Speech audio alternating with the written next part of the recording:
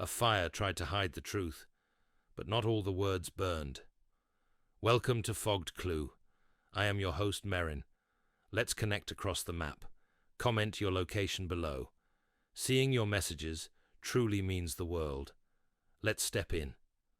It was the sort of grey morning Maigret had come to expect at his age. Damp, slow, indifferent. He stood at the window of his apartment in Boulevard Richard Lenoir, a pipe in his hand, more for the weight of it than the comfort, watching the rain trickle down the glass like the unhurried descent of time. Madame Maigret was in the kitchen, humming something faint and tuneless as she stirred the milk into his coffee. The air smelled faintly of chicory, old raincoats, and boiled wool. The scent of Paris, when the city had not yet decided whether to wake or turn back under the covers. Maigret had not dressed yet. He wore a thick robe, his slippers worn soft at the toes, and the corners of his mouth were set not in disapproval, but in deep familiarity with the shape of silence. He was not awaiting a case, not officially, though he had learned long ago that the most pressing investigations rarely arrived with fanfare. Instead, they crept in the way illness does, unnoticed until it settles into the bones. He turned from the window only when the post arrived, slid under the door in a careful fan of envelopes. Madame Maigret brought them in on a small wooden tray, her expression placid, with the quiet dignity of someone who had lived beside mystery for so long it no longer surprised her. There was a note from the prefecture, 2 advertisements from tailors Maigret never visited, and an envelope with no return address, smeared slightly at the corner by water. He opened it last. It was not typed, just a few lines in blue ink, written in a hand that wavered slightly, as though unsure it should commit to paper at all. No greeting, no name, just this: Rue des Récollets, 3rd floor, widow, something not right. The letter was burned but not forgotten. It wasn't the content that struck Maigret, but the tone, the refusal to embellish. No appeal for justice, no drama. Just a whisper passed across a matchbox lid. He turned it over, sniffed the faint edge of smoke still lingering at the fold, and tucked it into the pocket of his robe. "You'll go out?" Madame Maigret asked without raising her eyes from the bread she was slicing. "Not yet." She nodded, the kind of answer she was used to. He dressed slowly. A heavy wool suit, the kind that could hold up against the dampness in the air, and a felt hat already seasoned with rain. Outside, the city shuffled under umbrellas. Bicycles splashed through puddles. The baker on the corner was sweeping water away from his shop front with slow strokes. Everything moved at the pace of someone who knew the weather had no reason to change. Maigret did not inform the office. He did not bring an assistant. He simply made his way toward Rue des Récollets, not quickly, but like someone following a thread he did not yet understand the end of. Along the way, he stopped for a beer in a corner cafe where the floor smelled of old tobacco, and the woman behind the bar called everyone Monchot without meeting their eyes. He sipped it slowly, half watching the street, half turning over the note in his mind. The rain let up slightly as he arrived. Rue des Récollets was the kind of street that never quite found its place on postcards. It was quiet but not charming, narrow but not winding, with buildings that looked as though they had once been elegant before too many winters pressed them into resignation. The 3rd building on the left had a rusting iron gate and a chipped doorbell panel with the names scratched out, one by one. He pressed the 3rd floor without expecting a reply. The door clicked open anyway. Inside, it smelled of cabbage and wet paper, a slow, creeping smell that clung to stair railings and cracked plaster. He climbed deliberately, pausing at each landing to listen not for footsteps or voices, but for the tone of the silence. Too tight, too strained, too rehearsed. The door on the 3rd floor was ajar, held by a chain. An old woman peered through the gap. Her eyes were sharp, set deep in a face lined more by time than sorrow. She did not ask who he was. "I didn't write," she said, as if that settled something between them. "I didn't say you did," he replied. She studied him a moment longer, then unlatched the chain. Inside, the flat was tidy, aggressively so, the kind of order that suggested guilt rather than pride. A photograph of a man in uniform stood on the mantel, half obscured by a clock that no longer ticked. The wallpaper was yellowing. There were no plants. "Something happened?" Maigret asked. She hesitated. Her fingers twitched toward a drawer, then away. Finally she moved to the stove, where a kettle had long since cooled. "I had a letter," she said, "but I burned it. It was nothing. Only—" Maigret waited. "Only he wouldn't have written unless he knew he wouldn't come back." "Who?" "My brother, Henri." She didn't sit. Neither did he. The room didn't allow it. "When did he send it?" 2 weeks ago, maybe more. I burned it the same day." "Why?" "I thought it would stop the feeling. It didn't." Maigret nodded. He turned toward the fireplace. The ashes had been cleaned, too thoroughly. But he saw the trace in the edge of the hearth, the mark of something burned in haste and scraped before it finished turning to dust. "You didn't tell the police? No body, no crime, only a feeling." Maigret exhaled slowly, pipe unlit in his pocket. Outside, a bell rang distantly. A school, perhaps, or a church where no one prayed anymore. "I'll ask a few questions," he said quietly, "if you don't mind." "I do mind, but I'd rather have the truth than the silence." Maigret gave a small nod, then turned toward the door. The case hadn't begun yet, but it had already chosen him. Maigret stepped back into the street, with the collar of his coat turned up against the drizzle that had resumed its whispering descent. The door closed behind him with the slow finality of someone who had spent a lifetime waiting for silence to mean something. He walked slowly, not toward the Quai des Orfèvres, but around the block, circling Rue des Récollets, once, twice, his steps unhurried. He was not looking for clues. Not yet. He was listening to the neighborhood, letting it settle around him like a worn coat. The rhythm of footsteps, the way curtains stirred when no wind should have touched them, the bent posture of a man smoking outside a tobacconist's with eyes too still for someone so idle. Henri. No surname, no address, just a name whispered by a woman whose life had narrowed to the dimensions of a neat but joyless flat. A brother who sent a letter he shouldn't have, or wouldn't have, unless it meant something. The kind of letter that arrived after too much silence and vanished too quickly, as if its existence had been a mistake. And now, no word, no body, no crime, only the bitter tang of ash and the stubborn scent of worry that clung to the folds of an old woman's cardigan. Maigret stopped at a cafe opposite the street and took a seat under the awning. The waiter approached without enthusiasm and returned with a small cup of coffee, whose heat did not quite reach the porcelain rim. From here, Maigret had a clear view of the apartment window. The curtain had not moved since he left. He lit his pipe and let it go out again. Something told him not to leave just yet. Instead, he pulled out the envelope once more and examined it with fresh eyes.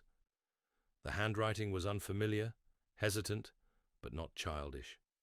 A man's hand, not old, but not young. The ink had bled slightly at the edges. Cheap paper, rain, perhaps nerves.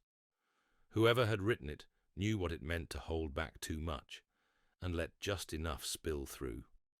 He folded it back into his coat and stood again, crossing the street toward the corner shop, whose peeling signage read Alimentation Générale, with more pride than truth. Inside, it smelled of old onions and newer soap. A woman stood behind the counter, arms folded, eyes sharp. "Inspector Maigret," he said gently, flashing his identification with a casual motion.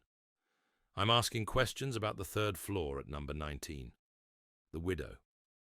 Her expression did not change, but her stance shifted slightly, something in the shoulders.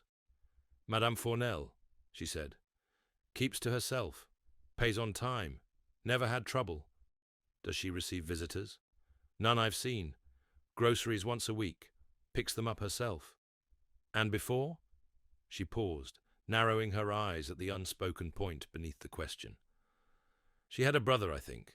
Tall fellow. Wore a cap even in warm weather. Not the kind to smile. He came sometimes. Last time. Maybe a month ago. Could be more. Did he say anything unusual? He never said much at all. Maigret nodded, offering a small thanks with his eyes. As he turned to go, she added, almost as an afterthought, he bought cigarettes. Gauloise asked if I had any matches. Maigret paused. And did you? Number told him I was out. He didn't seem to mind. He stepped back out into the wet light, brow furrowed not in confusion, but concentration. It was not much. A man buying cigarettes was nothing. But a man asking for matches when he intended to burn a letter, that was something. People like Henri, men who wore caps in summer and didn't smile, didn't burn things easily. They swallowed things instead. If he had burned a letter, it had cost him something to do it. The police records office was quiet that afternoon. The clacking of a typewriter somewhere in the back punctuated the thick air with reluctant regularity. Maigret requested the name Fournel. The file arrived with dust at the corners and the smell of old folders that had not been disturbed in years. Widow, yes. Louise Fournel. No children. Husband deceased. A railway man who died in 1946. Quietly, no scandal. One brother, Henri Fournel, born 1903.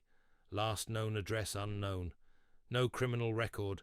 Nothing to suggest trouble, except the gap where a man's trace should be. He leaned back in the chair and exhaled through his nose. The temptation in such cases was to press forward, to widen the net, call in colleagues, sweep neighborhoods, knock on doors. But Maigret knew better. People didn't vanish in Paris. Not really. They receded. They sank quietly, like stones in slow water, their outlines still visible if one stood long enough on the bank.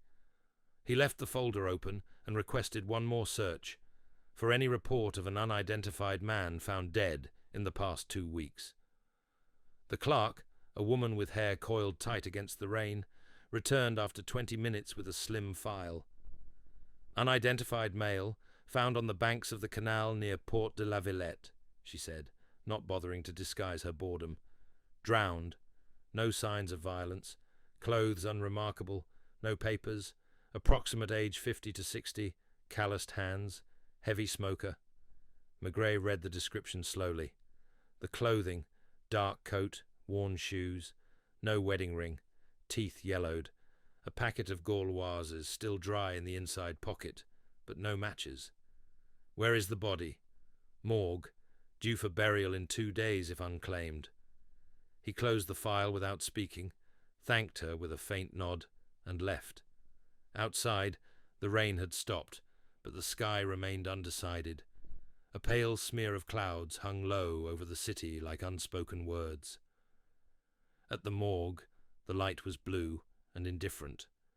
The attendant recognized him and said nothing, simply led him through the swinging doors into the quiet cold. There, beneath a sheet that had more the weight of formality than warmth, lay a man whose life had ended without a name. Maigret did not move for a long time. He studied the hands first, thick-knuckled, etched with the quiet history of labor. He studied the face next, not peaceful, but not surprised either. The face of someone who had expected very little in the end and received exactly that. He asked for the clothing and found what he had expected. The cigarettes, still neatly sealed, a small coin purse with barely enough for a ride on the metro, and a torn corner of a letter, burned but not entirely. Only 2 words remained visible. regret, and rue. That was enough. He left the morgue without hurrying, his coat damp at the collar again. The streets had grown darker, but Paris was always darker in the corners, where no one looked too hard. Back in Rue des Récollets, the widow did not open the door at first. When she did, her eyes went not to Maigret's face but to his expression, and in that silence, in that absence of any dramatic announcement, something passed between them. Not accusation, not confirmation, just recognition. "It was him," she said finally, almost inaudibly. Maigret nodded. "You knew?" She gave a small, tremulous breath. "I thought, if I didn't say it out loud, it wouldn't be true." He said nothing. "Was it?" she began, then stopped herself. The question she didn't ask hung between them. He shook his head. There was no struggle. She turned away, her hand gripping the doorframe. "I should never have burned it." "Perhaps," Maigret said gently. "But perhaps it would not have changed the ending. Only the loneliness of it." He stepped back, tipping his hat lightly. She did not close the door behind him. Maigret walked into the street again, where the lamplight had begun to warm the wet cobbles. Somewhere behind him, a kettle would be reheating. Somewhere ahead, a quiet bar waited with a glass of beer, and no questions. The investigation was not over, not formally. There were still names to ask, places to confirm. But the truth, the real truth, had already taken shape, not in words, but in the small, unfinished gestures that people carried with them until it was too late to put them down. The warmth of the bar seeped into Maigret's coat, more slowly than the cold had left it. He chose a table near the back, not tucked away exactly, but just far enough from the door to be left in peace. The floor was wet, where umbrellas had dripped carelessly, and the air smelled of damp wool, tobacco, and that faint bitterness that clings to old beer taps. He didn't remove his coat. He sat still for several minutes without ordering, pipe unlit, hands resting loosely around the empty bowl. The waitress, used to men who wanted their quiet uninterrupted, didn't come straight away. When she finally approached, she asked, "Your usual?" without a trace of curiosity. He nodded. The beer came with a small plate of cheese he hadn't requested. He glanced at it without touching it. The beer was flat but cold, and he sipped it slowly, almost mechanically, his eyes fixed not on anything in the room, but somewhere just beyond the glass, somewhere inside the fog that had started to roll in over Paris. Henri Fournel, a man who had written a letter he knew would not be kept, a man who came to say something, perhaps not in words, and left nothing behind but ash, a smudged name, and the curve of his sister's back as she turned toward her stove. The easy answer, the one others would seize upon quickly, was that he had taken his own life. But Maigret was not one for quick answers, not because they were often wrong, but because they were so rarely the whole. The fragment of letter in the morgue's evidence file had not come from Henri's own writing. The slope of the script was different, finer, lighter. A woman's hand, perhaps. Someone else had written to him, regret, rue. It could mean anything, a place, an emotion, or both. He reached into his coat and unfolded the note that had brought him here, laying it flat on the table, as if it might speak again, now that the night was deepening. Rue des Récollets, 3rd floor, widow. Something not right. The letter was burned but not forgotten, still anonymous, still deliberate. Someone had seen something, or known something, but didn't want to be involved. That part was common. Paris was full of people who noticed too much and said too little. Maigret respected it, in a way. There was a kind of courage in keeping silence, just as there was a kind of cowardice in speaking too loudly. He left the bar before midnight and returned not to his apartment, but to the central office. The night clerk raised an eyebrow, but said nothing as Maigret passed by.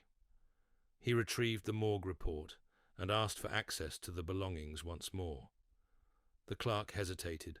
The body was slated for burial the next day, But Maigray's name carried enough weight to open drawers no one else touched.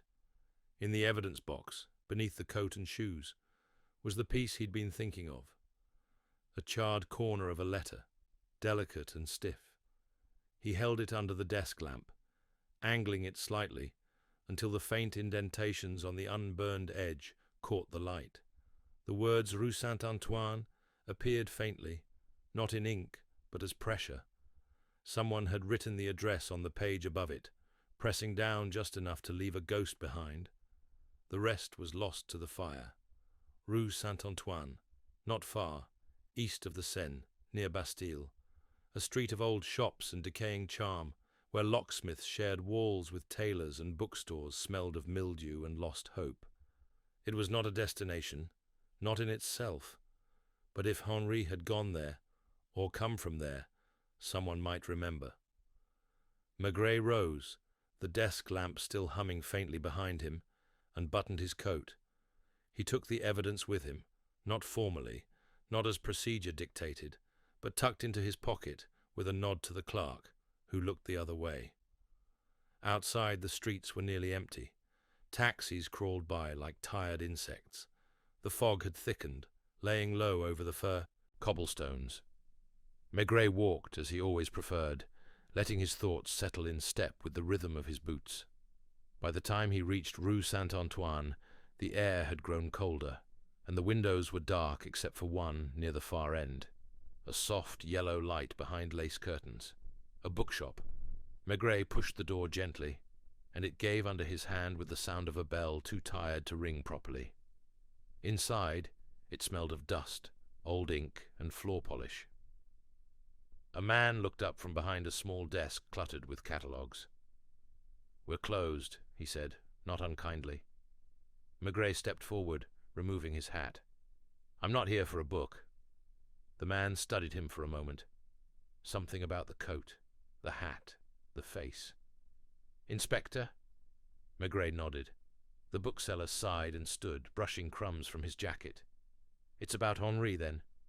You knew him? He used to come here, not often. Once every month or two. Bought old journals. Never spoke much. Always paid in coins." Maigret stepped closer. "When was the last time?" 10 days ago, maybe a little more. He came in late, just before closing. He looked different. Not ill exactly, but as if he was waiting for something to happen." "Did he say anything?" The man hesitated. "He asked if I had a certain title. Letters from a Forgotten Friend. It's an obscure memoir. A woman wrote it after the war. About regret. About silence. He said he'd read it once and wanted to see it again." "Did you have it?" Number Y told him it was out of print. He didn't seem disappointed, just nodded and left. "But the next morning I found something under the stack of papers on that table." He gestured to the side counter. From a drawer, he produced an envelope, old, unsealed, addressed in the same fine hand Maigret had seen pressed into the burned paper. "I meant to mail it," the bookseller said, "but it didn't seem right. It wasn't meant for me." Maigret opened it carefully. Inside was a folded letter, still intact. The ink was faded slightly, but the words were clear. "Henri, I should have spoken. I should have told you what I could not say at the time. You were not to blame. You never were. If I caused you pain, it was out of fear, not hate. I left, and I let them think what they liked. You paid the price. I have lived with that ever since. If this finds you, I'm still on Rue Saint-Antoine, still above the shop. I still hope you'll forgive me." No signature. Maigret looked up. "The apartment above?" The bookseller nodded. "Still occupied. An older woman.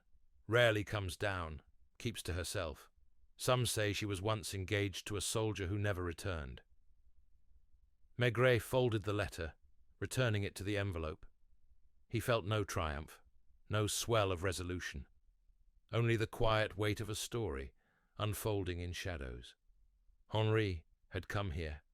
Not for revenge, not even for answers. Only to see if the apology still existed.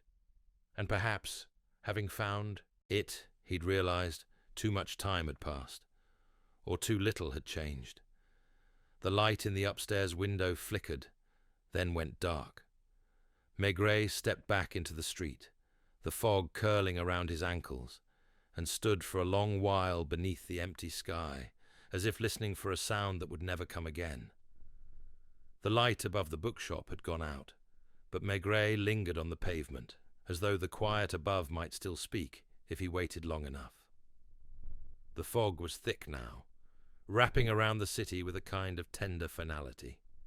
He lit his pipe, not for warmth, but for rhythm, letting the slow curl of smoke rise into the air that had long since surrendered to the damp. There was no urgency in his stance, only that patient absorption he so often adopted when standing at the edge of something not yet said. He didn't look up again. He didn't need to. The letter said everything the woman above had not, and more than Henri had ever demanded.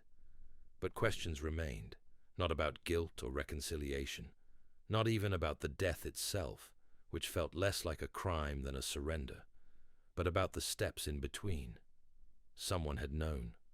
Someone had written the note that reached Maigret's flat. Someone had seen Henri at the end, or shortly before it, and chosen to remain silent until the final moment, as if duty and shame had wrestled behind a locked door. Maigret walked back toward Rue des Récollets with slow certainty. The streets had emptied further, the fog lending the illusion that time had paused while he followed its drift. At the corner by the grocer's, he stopped. The shutters were down, but a crack of yellow light glowed at the back, where the owner's family lived above the shop. He waited a moment, then knocked on the rear door, not loud, not commanding, just enough to remind them someone was there. After a pause, the door opened a sliver, then fully. The grocer's wife stood in her housecoat, one slipper on, hair pinned hastily. "I'm sorry," Maigret said, "but it won't take long." She hesitated, then stepped aside. He didn't ask to sit. He remained standing in the tiled kitchen, the ticking of a clock the only sound between them. "You mentioned that Henri came in about a month ago." She nodded. "Was that the last time you saw him?" "No," she said after a moment. "I didn't think it mattered. He came again, just once, late, a few days after. He didn't buy anything, just stood near the counter, as if waiting. Waiting for what?" "For her," she said simply. "His sister." "You saw them speak?" "Number, that's just it." She came in, saw him, and didn't say anything. Neither did he. It was like they weren't strangers, but they'd chosen not to be family either. "What did you notice?" She glanced away, toward the kettle, as though it might save her. She looked afraid, or maybe ashamed, but he looked still, like someone who had already decided something. "And then?" "He left. That was the last time." Maigret nodded slowly. "Did she seem upset?" "No more than usual," she said. "She's always held herself tightly, like something inside might fall out if she didn't." He thanked her and left without further questions. The door closed quietly behind him, the fog welcoming him back like an old friend. He crossed the street and stood again before number 19. The light was on in the third-floor window. No movement. Just the dull, unwavering glow of a room where sleep had not arrived. He didn't ring immediately. He stood, watching the light, watching the stillness, until it told him what he needed. Then he climbed the stairs, each step creaking in protest. She opened the door before he knocked. "You knew," she said. "Yes." She stepped aside, as she had before, and he entered. The flat was warmer now, a pot of soup left on the stove, its steam softening the smell of ash that still lingered. A photograph of Henri had been placed on the table, one he hadn't noticed earlier. The frame was old, silver, slightly tarnished. The image showed a younger Henri, not smiling, but not hardened either. A man on the cusp of his life, before disappointment had shaped it. I thought burning the letter would erase it, she said, but it didn't. It made it worse. You saw him again, Maigret said. She nodded. He didn't speak? Number He came in, stood there. She gestured toward the armchair. I was cooking. I turned. We looked at each other, and I knew why he had come. I knew the letter had reached him. And you said nothing. What could I say? That I had lied?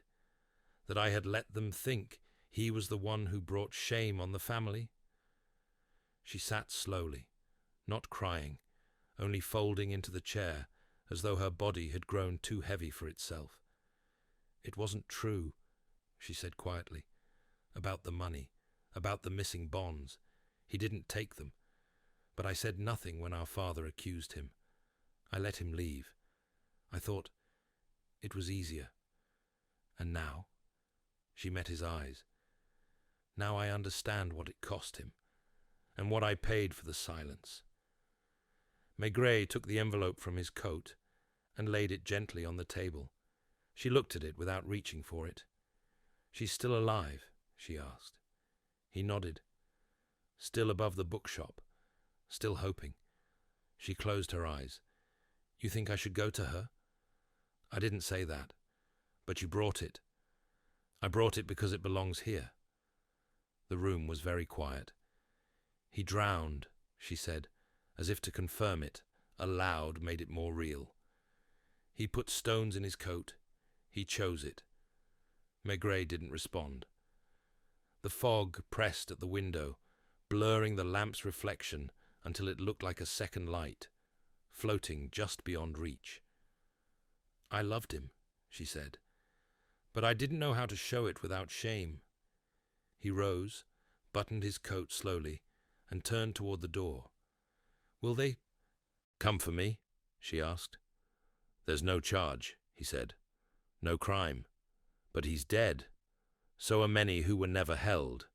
She didn't reply. He stepped out, and this time she didn't close the door behind him. In the street, the fog had begun to lift slightly, though the sky above remained sealed in grey. Maigret walked not toward the office, but toward the bridge, where the canal lay black and still. He stood at the railing, looking down. Somewhere below had been the end of Henri's story, but the true ending had come earlier, in the space between a burned letter and a withheld word, where forgiveness had hovered, but never landed.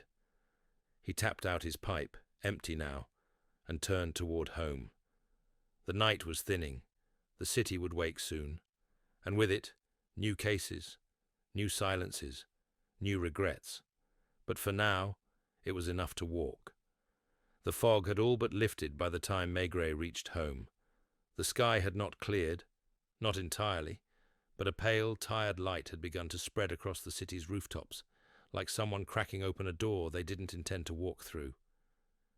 He entered quietly, hanging his coat with slow fingers, the weight of the night still folded inside its damp lining.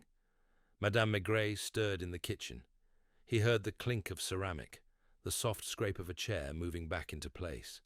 She didn't call out. She never did when he came home like this, late, worn, and carrying a silence he hadn't set down yet. She poured his coffee and placed it on the table, then sat across from him, with her knitting untouched in her lap. He took the cup in both hands and let the warmth bleed into his palms. She's alone now, he said, after a long pause. She was before, she replied gently. They sat in companionable quiet. The steam from the coffee curled into the still air. Nothing in her manner demanded more, and he offered nothing further. Not yet. Only after a few minutes did he reach into his coat and place the photograph of Henri on the table. The young man in uniform, unsmiling, eyes full of something unreadable. Not bitterness, but the memory of a life interrupted too early to grow crooked. His name won't be in the papers, Maigret said. No investigation, no scandal, no crime, she said. Only silence. It should have ended there. He had seen the line drawn, felt the hush that comes after a story settles back into the soil. But something in him, an itch just beneath the calm, refused to rest. He had seen too many deaths where the cause was clear, but the weight of it lingered, pulling sideways on time itself. Henri had chosen his ending, yes, but someone else had sent the note. Someone who hadn't waited for a body, or a report, or even certainty. That someone had known, not guessed, known. After breakfast, he dressed slowly, methodically. His pipe was cleaned and filled with fresh tobacco. He checked his pockets, not for his revolver, which he rarely carried, but for the note again. He looked at it now not as a warning, but as a key. The hand was too precise to be from the grocer's wife, too formal for the bookseller, someone who knew how to remain invisible while pushing just enough into the light. He returned to the Quai des Orfèvres, where the office had begun to hum with that low, bureaucratic churn of voices and footsteps. The smell of ink and floor polish was stronger in the morning. Lognon passed him in the corridor with a nod and a half-muttered complaint about cold coffee and colder suspects. Maigret made no reply. He entered his office and closed the door behind him. He took out the letter once more and placed it beside the burned scrap from the morgue's file. The slant was different, yes, but the spacing, the rhythm, was similar. Both were deliberate, both written by someone accustomed to restraint. He returned to the records room, where the clerk was now on her second cup of tea and much more alert. "Look for correspondence," he said. "Any mention of Henri Fournel in previous inquiries, statements, or letters to the department, even anonymous tips." She pursed her lips. "From when?" "All of it. It took nearly an hour." She returned with 2 folders, both slim, both discoloured with time. One contained a brief report from 1949, a minor theft at the printing office where Henri had once worked. A set of stamps had gone missing. The accusation had not held. Henri was cleared, but the suggestion had lingered. The other folder was more curious, not official, not entered into any case record. A letter, unsigned, postmarked from Montmartre. It read, "He didn't steal. He was made to carry it because he wouldn't speak. The real shame belongs to the ones who stayed behind, not the one who walked away. If there is justice, it should not be blind to silence." Maigret read it twice. The language echoed the note sent to him. The same clipped restraint, the same careful moral line. Whoever had written it had done so not out of duty to the law, but out of obligation to a truth they couldn't live with alone. He asked for access to past employment records from Henri's last known job. The printer's ledger was stored on microfilm, and it took some coaxing and a half-broken projector to read it. Fournel, Henri. Hired 1945. Terminated 1949. No severance, no reference. A note in the margin. Refused to name accomplice. Dismissed. That was the thread. Maigret leaned back. Someone else had been involved. Someone still living with the knowledge. Not a crime, but a betrayal. Perhaps small, but heavy. He walked back to Rue Saint-Antoine, not to the bookshop this time, but the apartments above. He rang the bell once, twice. A long pause. Then the door opened on the 3rd floor. A woman stood there, dressed plainly. Face aged, but not unkind. Her eyes widened slightly when she saw him. "You're here for Henri," she said softly. He nodded. She stepped back to let him in. The apartment was neat, sparse. A piano covered in a lace runner stood in the corner, long silent. A single photograph of a man in uniform, not Henri, sat on the shelf. "I wrote to him," she said. "I wasn't sure if he'd come, but when he did..." Her voice trailed off. "You saw him?" She nodded. "He stood there, just there by the door. We didn't speak. I didn't know what to say." "But you sent the note," Maigret said, taking the folded paper from his coat. "The one to me." Yes. Why not give your name? Because I thought, if I stayed invisible, perhaps he'd be remembered for who he was, not for what I allowed to happen. Maigret said nothing. I loved him, she went on, but I couldn't marry him. My parents didn't approve. They said he had a shadow over him, and when the money went missing at the printers, I told them it was better this way. But it wasn't. He left, and I stayed behind, and the shame never left the room. You knew he'd died. I felt it, she said. When I saw the paper the next day, body found in canal, they didn't print the name, but I knew. And still, you remained silent. I thought that was my punishment. Maigret stood. He looked around the small room, the piano, the faded wallpaper, the woman standing beside the past like someone guarding a locked drawer. There is no charge, he said. No file.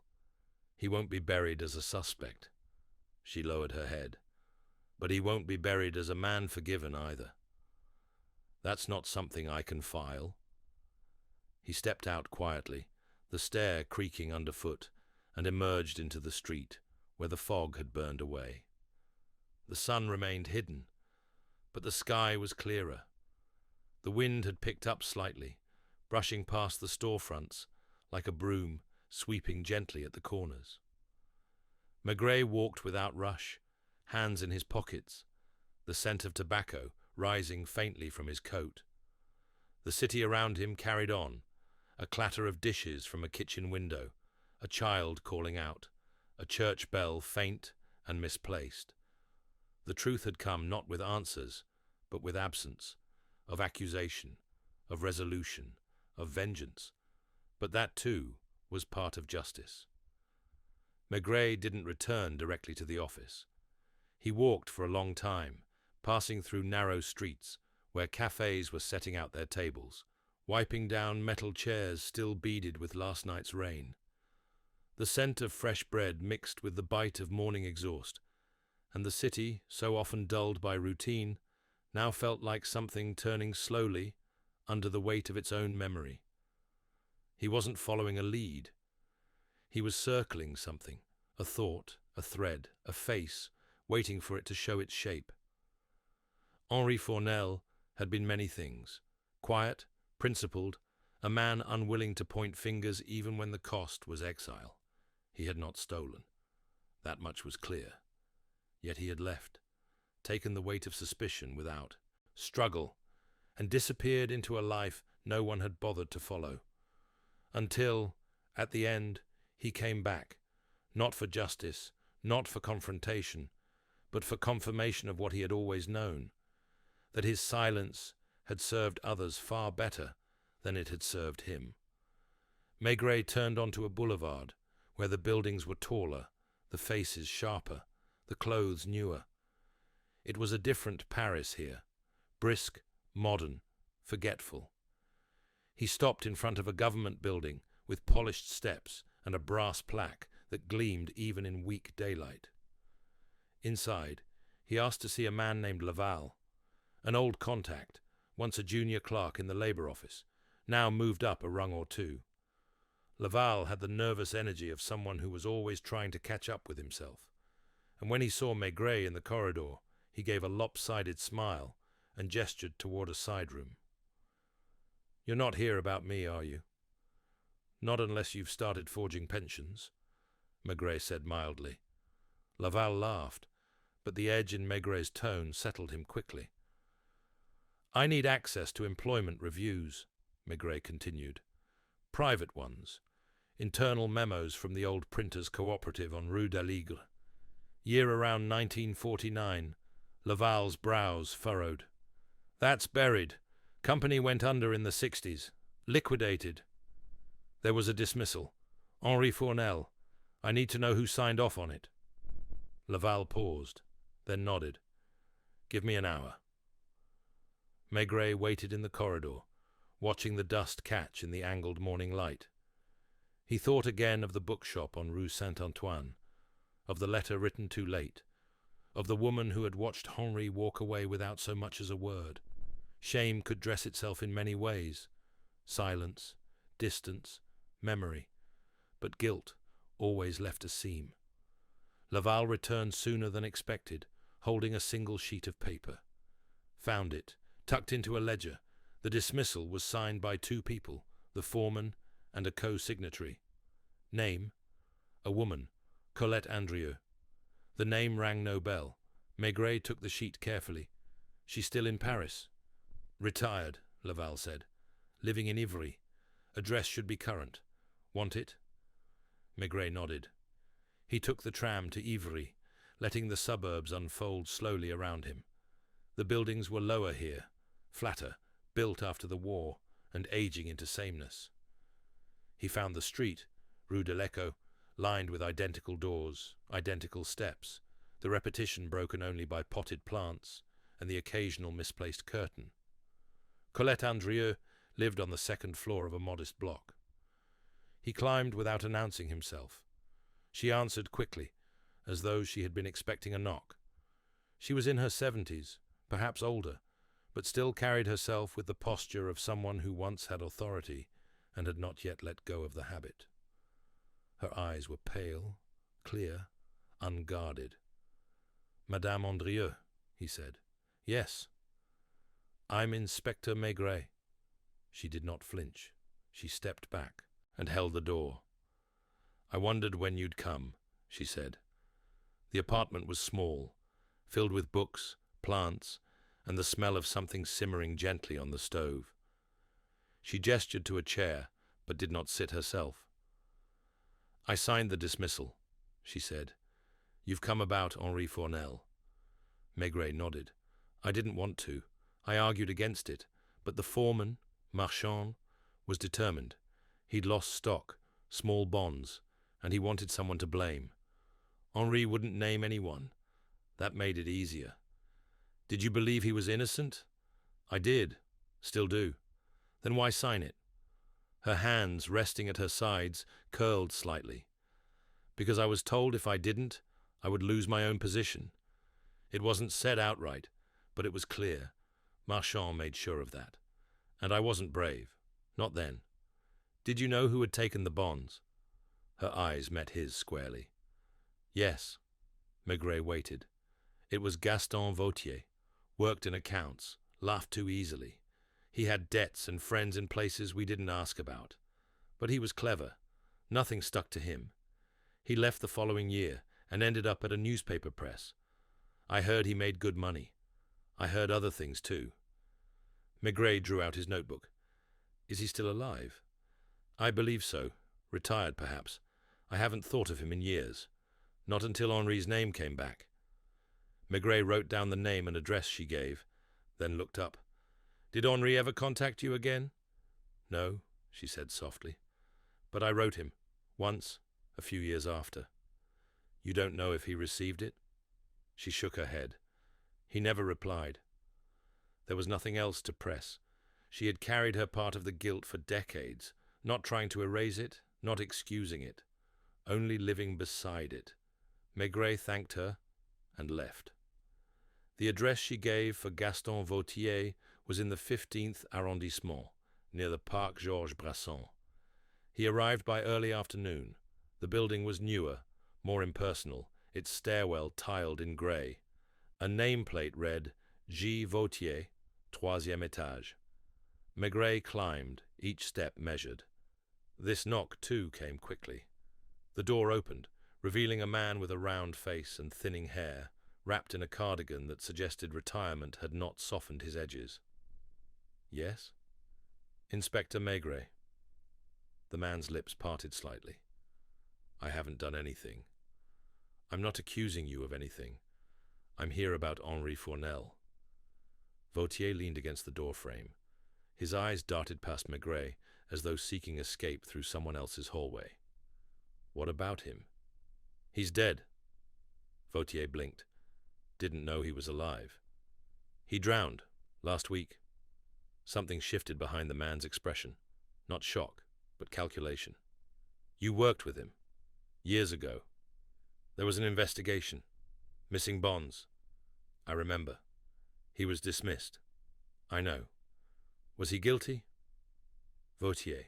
shrugged, but it was a gesture too slow, too rehearsed. I suppose they thought so. Maigray's voice stayed even. But you knew otherwise. Vautier's mouth opened, then closed. I don't see what this has to do with me, he said eventually. You let him carry it, and he did, for 30 years, quietly, until he came back. Vautier's jaw twitched. Came back where?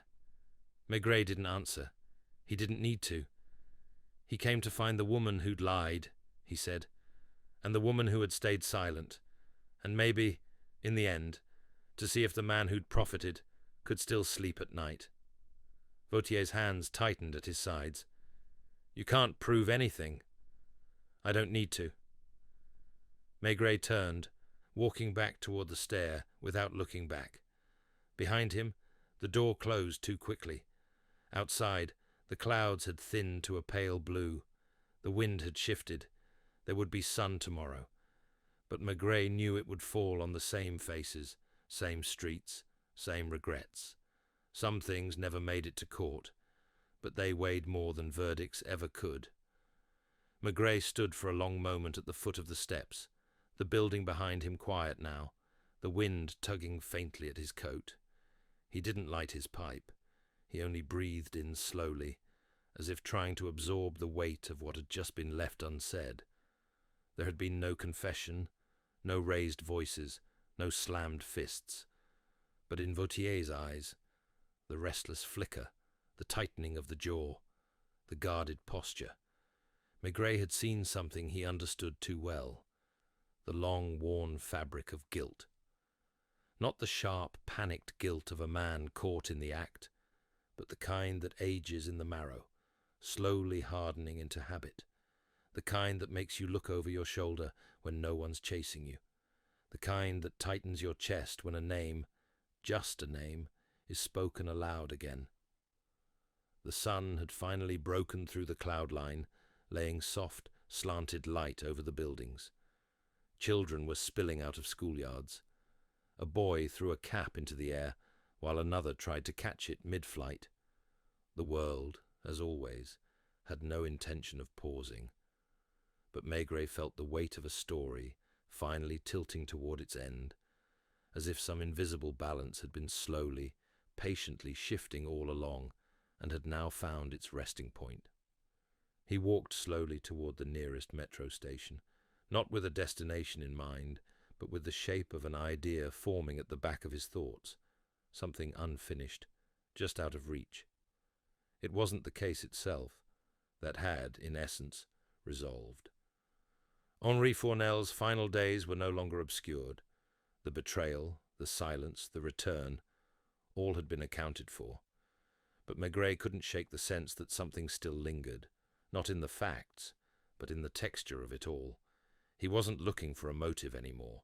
He was looking for closure. He found himself once again at Rue des Récollets as the afternoon sloped into early evening. The grocer's shop was open now, the door propped with a wedge of stone. Inside, the owner was arranging fruit, absently wiping apples with a cloth. He looked up, gave a short nod. "Inspector." Maigret stepped inside. "Has she come down today?" The man glanced toward the back. "Number Y, haven't seen her since you last spoke." "She'll be there," Maigret said, more to himself than anyone else. He climbed the stairs slowly, as if measuring each creak of wood. At the top landing, he paused, listening. The flat beyond the door was quiet.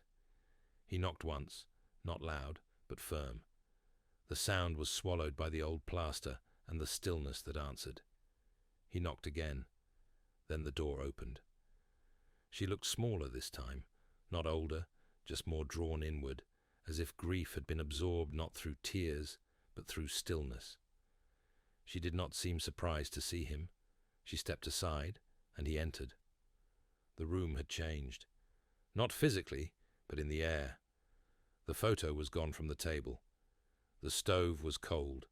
The curtains had been pulled shut, letting the lamplight cast yellow shadows against the walls. "I saw Vautier," he said after a moment. She did not react. He didn't deny it. I didn't think he would, she said softly. You were right not to speak when he came. She looked up, startled. Why? Because he wasn't looking for apology. He wasn't looking for confrontation. He wanted to see what people had become, what they had made peace with, and whether he still needed to carry what they never did. She nodded once, very faintly. I failed him twice. You lived with it.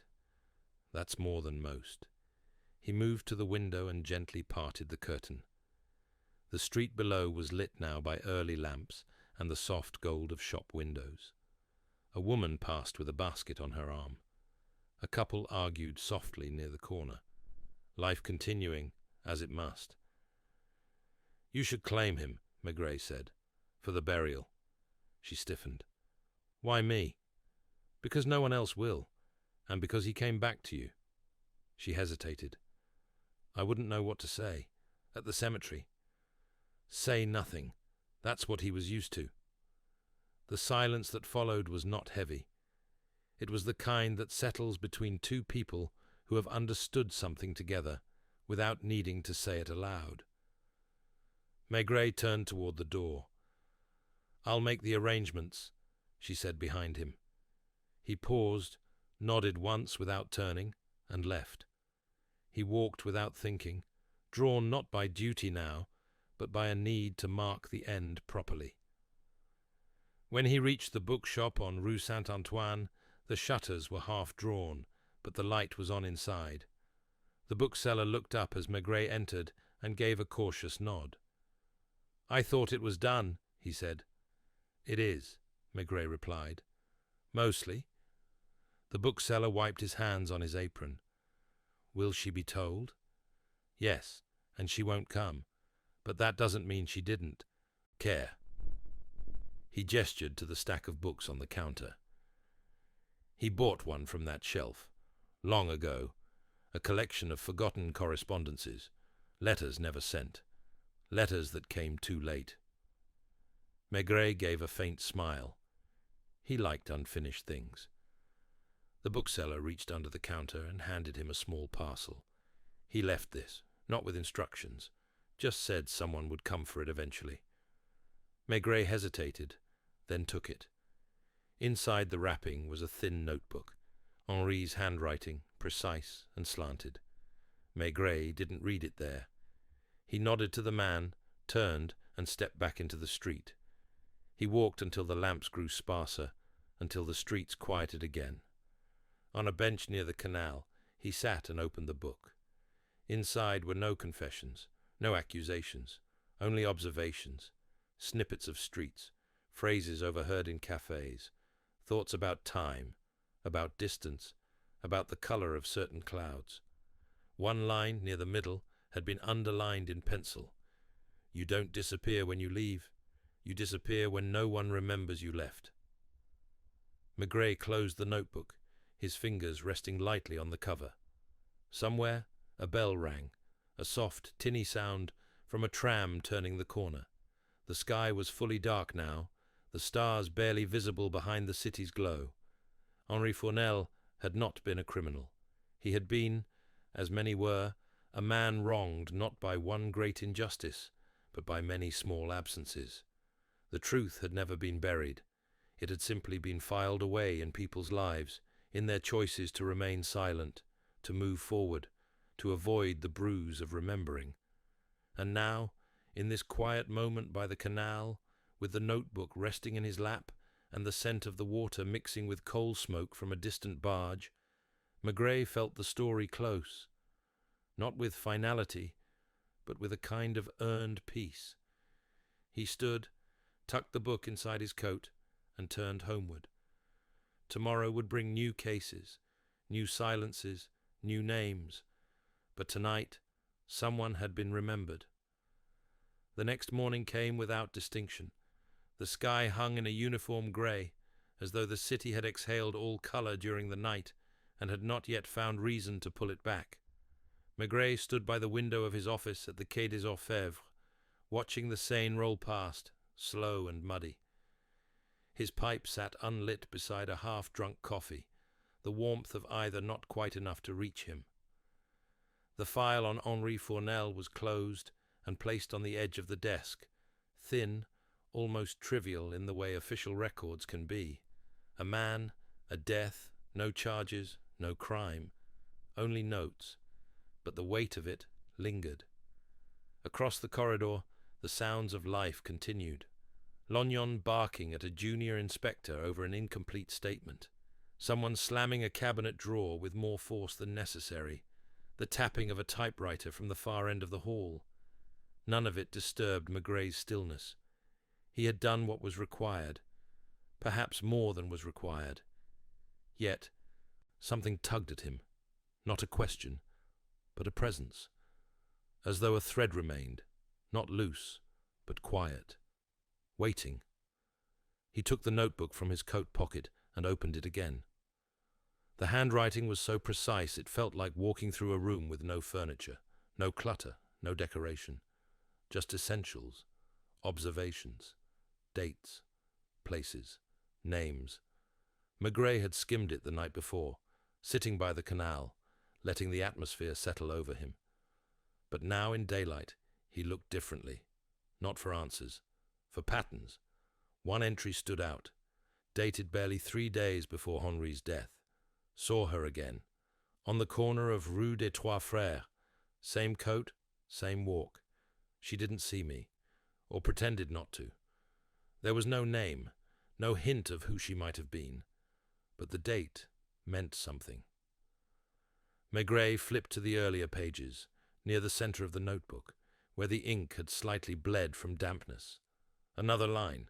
She was never meant to be in it, but she was always part of the weight. He tapped the page with a fingertip, then reached for the telephone. "Lucas," he said, "I want the address list for Rue des Trois Frères. Tenements, cafés, anyone with a criminal or police file in the last 20 years, especially women, especially those connected to the Fournel case in 1949. Lucas did not ask why. He never did. Maigret left the office shortly after. The file remained closed on the desk, untouched. The air outside was cool, wet with the memory of last night's rain. He walked without urgency, letting the morning slip past him in fragments. Voices on balconies, the tin rattle of a milk cart, a man humming off-key as he polished the windows of a shuttered bar.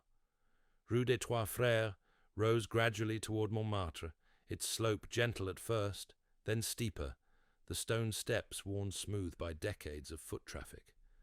He stood at the base of the incline, looking up, the city breathing faintly behind him. Then Lucas arrived, coat open, papers in hand. 3 possibilities, he said, passing them over. No convictions, but one arrest, a Marguerite Douin, pickpocketing in 47, charges dropped. Maigret studied the name, the address listed as number 18, top floor. She's still there? Lucas nodded. Confirmed by neighbors. Kept to herself. No husband. No known children. He didn't need to hear more. He thanked Lucas and climbed the steps. The building was older, the kind whose shutters never quite closed, whose stairwells smelled of old varnish and boiled potatoes. He climbed to the top floor, where the air grew thinner and the light more hesitant. He knocked once. The door opened slowly. The woman standing there wore a cardigan that had once been red and now faded toward brown. Her hair was pinned, her expression not surprised but watchful. "Madame Douin?" Maigret asked. "Yes." "I'm Chief Inspector Maigret." She didn't step back, didn't invite him in, but she didn't shut the door either. "I'm not here about you," he said. "I'm here about Henri Fournel." The name hit her like a breath she hadn't expected to inhale. Her lips parted slightly. Her shoulders didn't fall, but something in them changed. Not collapse, not defense. Recognition. "He's dead," she said. "Yes. I read it in the paper. Unidentified body. I knew it was him." "You hadn't seen him?" "Not since before," she said quietly. "Before it all changed. But he saw you. A few days before." She looked down. He didn't approach. He just watched. I felt him, she said. I didn't turn. I couldn't. Why not? Her eyes met his. Because I would have broken. Maigret waited. We were children together, she said. Before the job, before the theft, before I learned how to make choices that don't feel like choices. I loved him. Once, or something like it. But I lied. I said I saw him near the accounts room. I said I saw him where he wasn't. Marchand pressured me. Said it would be better for everyone. I was 19. I thought saying yes would make things quiet. You've never spoken to him since? Once. A letter. No reply. Did you know the truth about the theft? Yes. But by then it didn't matter. Henri had gone, and the silence was part of who we became. Maigret nodded slowly. He wrote about you, briefly. Nothing cruel. Just unresolved. She leaned her forehead against the edge of the door. He looked so tired, she whispered, even from across the street. Maigret turned slightly toward the stairwell. There's a burial, he said. Tomorrow. Quiet. No fanfare. She didn't answer. You don't have to come, but you should know. He left her there, framed in the doorway, neither in nor out. On the street again, the fog had lifted completely. The sun had not appeared, but the clouds had thinned to a pale gauze. Paris moved as it always did, forward. The next day, at the cemetery on the city's edge, the grave was small, unmarked save for the name Maigret had insured was listed. Henri Fournel. No titles, no dates, just a name. The earth was soft, newly turned, and the groundskeeper stood a respectful distance away, hat in hand. Maigret arrived first, alone. But as the priest mumbled the rites with a voice half swallowed by the wind, he heard footsteps behind him. The widow from Rue des Récollets.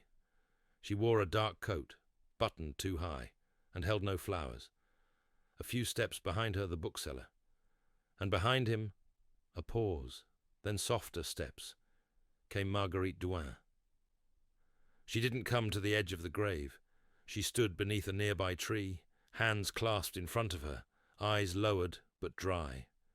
Maigret watched the three of them. None of them spoke. None needed to. The priest finished. The dirt was lowered.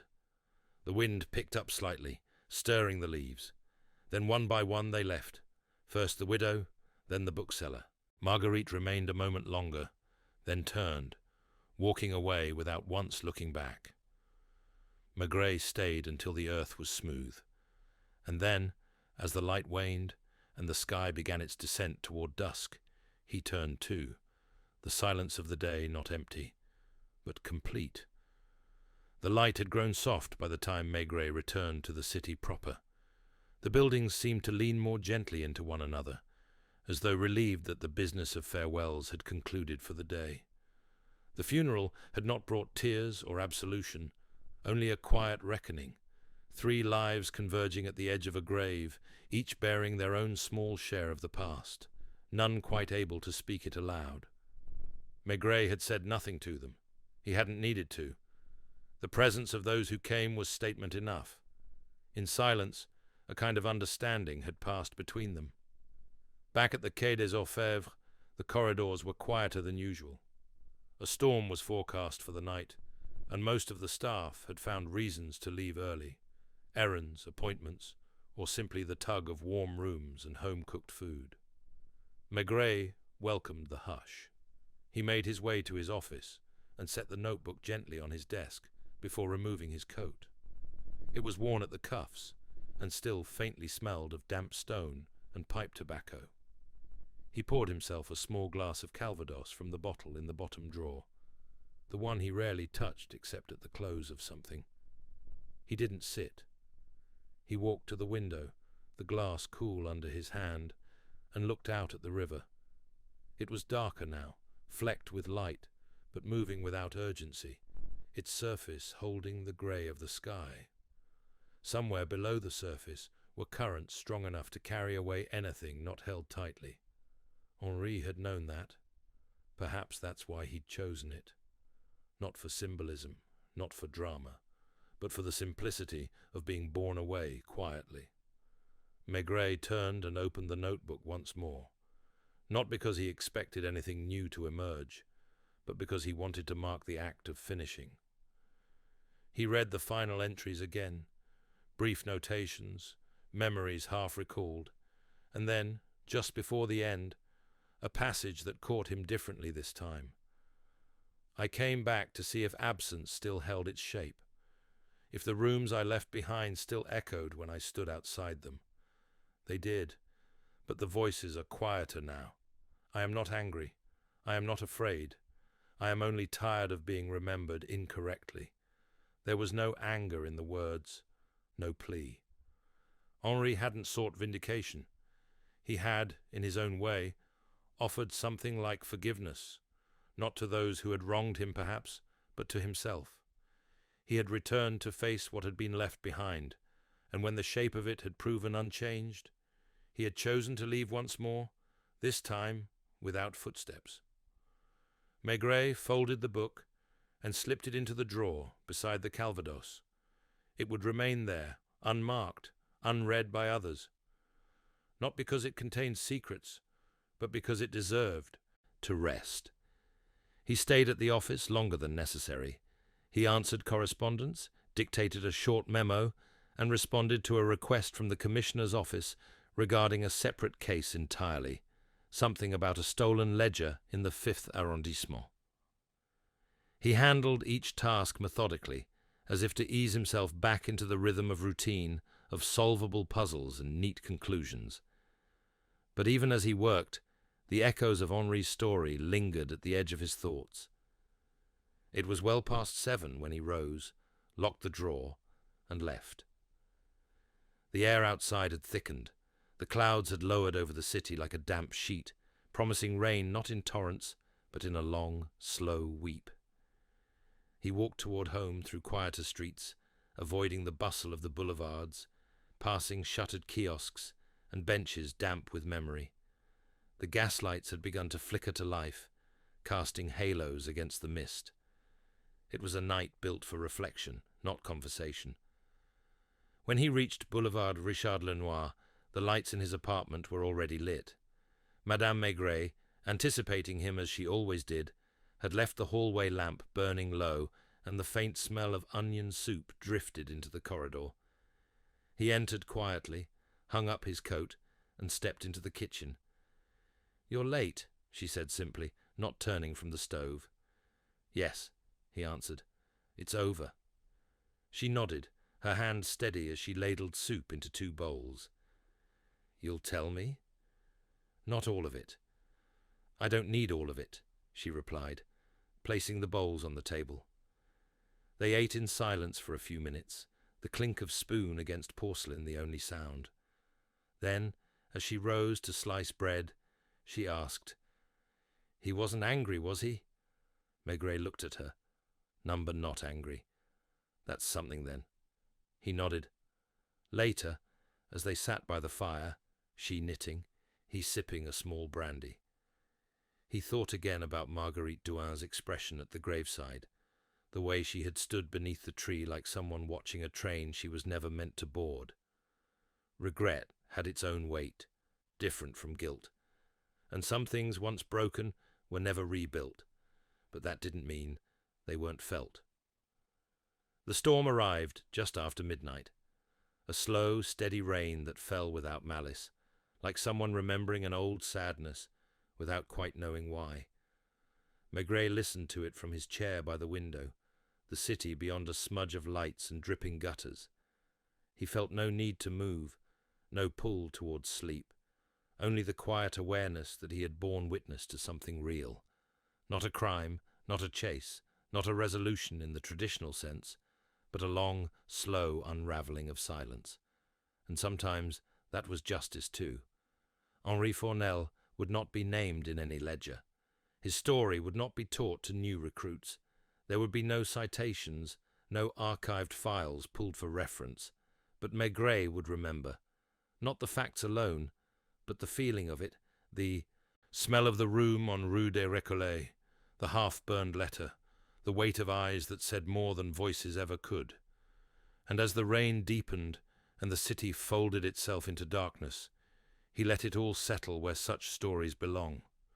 Not in reports, not in statements, but somewhere deeper, where silence, once understood, finally rests.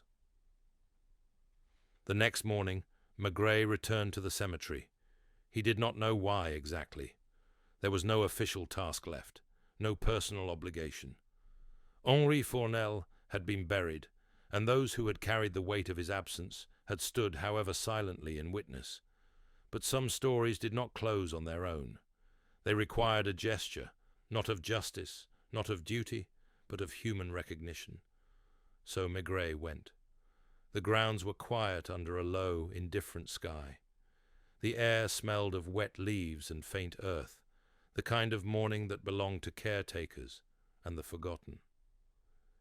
He stood before the grave, still without a stone, just a temporary marker, and a small cluster of flowers someone had left, their stems tied with a scrap of twine. Maigret did not need to guess who had brought them.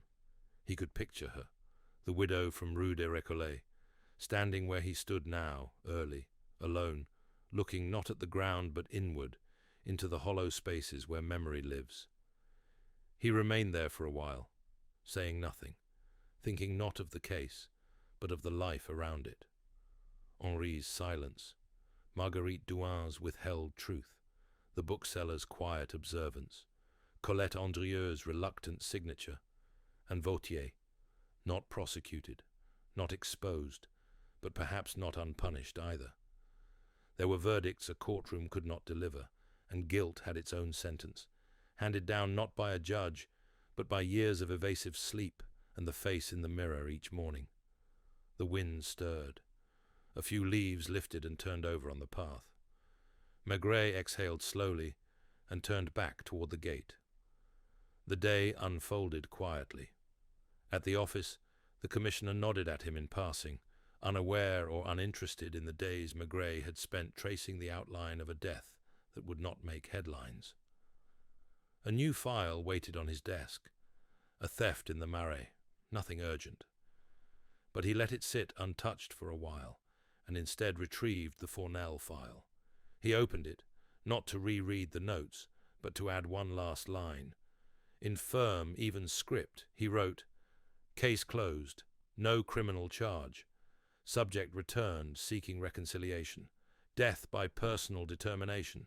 Circumstances understood." He did not file it away immediately. He left it on the desk as he stepped out for lunch. At Brasserie Dauphine, the usual table was free, and the usual beer was served without request. The rain held off. The city, for once, offered a kind of muted grace. Madame Maigret joined him for dinner that evening. They rarely went out together during the week, but she had sensed something quiet in him, and knew better than to probe it with questions. Instead, they walked side by side down the boulevard, past windows glowing faintly behind wet glass, and spoke about little things, the neighbor's cat, the new grocer, a letter from an old cousin in Limoges. He said nothing about the case, and she didn't ask. But as they waited at the crossing, and he adjusted the collar of her coat against the wind, she said, "He would have been proud." Maigret turned to her, puzzled. "To be seen," she said, "to be remembered, to be buried as someone." He gave a short, slow nod. "Yes, I think he would." That night, as sleep finally came, he dreamed not of the grave, nor of the quiet face of the drowned man, but of a bench in a park, a notebook on lap, the voice, not heard, but felt, that said simply, "I am still here." And when he woke in the dark just before dawn, with the window open to the soft hush of distant rain, he knew the case, if it could be called that, had settled not into history, but into place, the kind of place that lives just beneath memory, where the truth rests not as a weight, but as a shadow that finally learned how to lie still, learned how to lie still, learned how to lie still, learned how to lie still, learned how to lie still, learned how to lie still, learned how to lie still. learned how to lie still, learned how to